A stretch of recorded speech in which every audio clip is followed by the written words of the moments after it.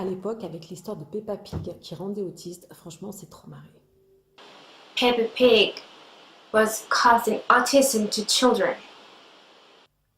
Mais là, Annelise, avec tes histoires d'écran qui rendent autiste, là, vraiment, ça nous fait beaucoup moins rire. Ouais, désolée, je te tutoie, mais ça me fait toujours ça quand les gens racontent n'importe quoi. À 3-4 ans, l'exposition massive aux écrans entraîne chez de plus en plus d'enfants des troubles qui sont exactement identiques aux troubles autistiques. Je vois des enfants diagnostiqués autistes par l'hôpital dont les troubles disparaissent un mois après l'arrêt des écrans.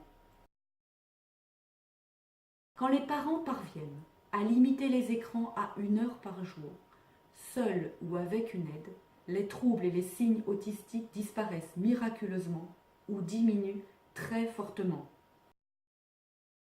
L'autisme virtuel, virtual autisme. Non, parce que tu vois, autisme et virtuel, ça va pas du tout ensemble. Non, j'ai beau les répéter, c'est pas possible. Faut vraiment que tu trouves un autre terme. Hmm. Non mais regarde, tu vas comprendre. Quand on est baladé de professionnel en professionnel et qu'on tombe par exemple sur un médecin comme toi, qui va nous faire perdre un temps très précieux pour pouvoir obtenir enfin un vrai diagnostic pour notre enfant, eh ben ça c'est pas virtuel, non, non, c'est la réalité. Et je te parle même pas quand t'as le malheur de tomber sur un psychanalyste à 2 balles qui te dit Ça peut, si ça dure longtemps dans l'enfance, avoir des conséquences chez le jeune adulte qui va rester très froid, très inhibé sur le plan affectif, parce que quand il était petit, il a eu le malheur d'avoir une maman très froide, si vous voulez. eh bien ça non plus c'est pas virtuel, c'est la vraie vie. Et le jour où on t'annonce que ton enfant est autiste et qu'en gros on te dit bon bah voilà, maintenant vous savez. Ah bon, mais vous n'avez pas de professionnel à me conseiller ou de structure vers lesquelles me diriger?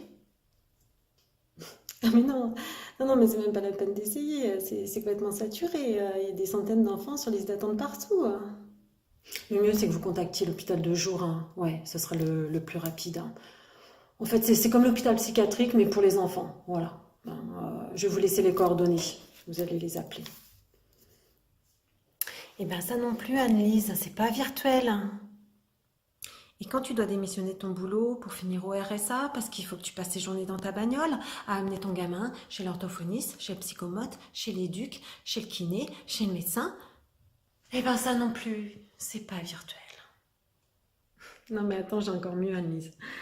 Quand tu es obligé de monter sur une grue, non mais juste pour que ton enfant puisse aller à l'école. Tu crois que c'est virtuel ça?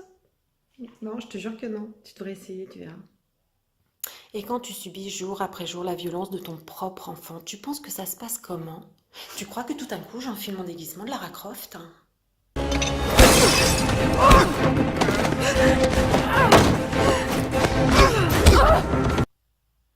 Et tu veux qu'on en parle des voisins là qui te font un signalement auprès des services sociaux parce que ton enfant il fait un peu trop de bruit. Et on finit par te le retirer ton gamin parce que les services sociaux ils considèrent que c'est de ta faute hein, si ton enfant il est autiste. Non mais c'est bien parce que grâce à toi on va pouvoir leur dire non non promis promis j'arrête les écrans promis promis me retirez pas mon gamin j'arrête les écrans je vous jure. Et quand tu te réveilles tous les matins et que tu te demandes mais qu'est-ce que va devenir mon gamin le jour où je serai plus là? Parce que dans ce foutu pays, tout le monde n'a qu'une envie, c'est de l'enfermer dans un hôpital psychiatrique à qui l'État va verser la modique somme de 800 € par jour juste pour l'attacher à son lit et le bourrer de médoc. Tu crois que c'est virtuel ça?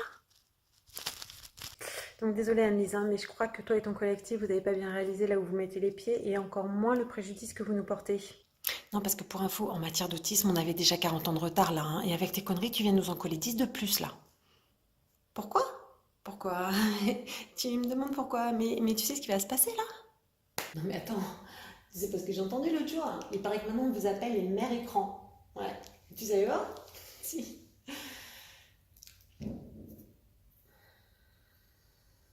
Avant, c'était les mères frigidaires, non? C'est comme ça qu'on vous appelait. Ouais. Et ça a changé. Bon, bah, je vais te laisser, hein.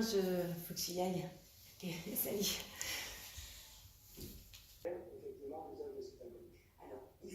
Carole? Carole? C'est pas toi qui as une copine qui a un petit autiste?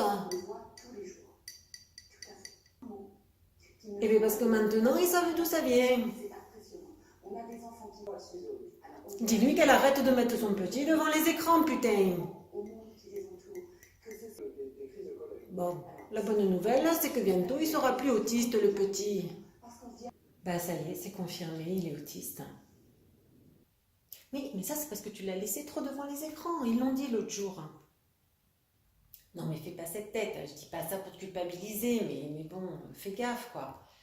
Maintenant que tu le sais, bah tu supprimes tout et puis ça va aller, c'est bon, t'inquiète pas, il va redevenir normal. Hein. Bon, je résume. Tu as découvert que laisser un jeune enfant devant un écran entre 6 et 12 heures par jour, c'est pas bien. Que ça peut empêcher l'enfant de se développer normalement. Et il t'a fallu faire 7 années de médecine pour découvrir ça. Mais aujourd'hui, tu es en panne d'inspiration pour trouver un terme pour désigner ces enfants qui ne se développent pas normalement. Ah mais si c'est que ça, Annelise, on va t'aider. Mais il n'y a pas de souci. Il suffisait de demander.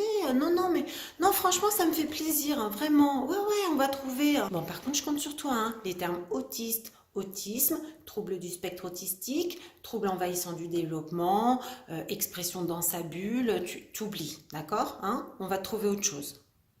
Bon, t'as bien compris pourquoi, hein? J'ai pas besoin de te faire le résumé, hein? On est autiste ou on n'est pas autiste, hein? Il n'y a pas de vrai ou de faux autistes, hein? Si on est autiste, c'est qu'on est vraiment autiste, hein? Si, je te jure, hein?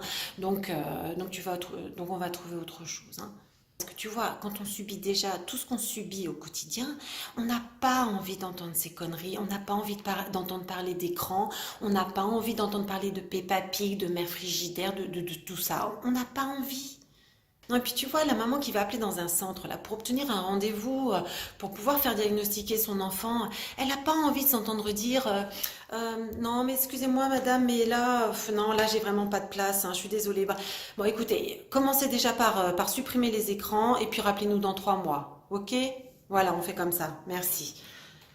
Non.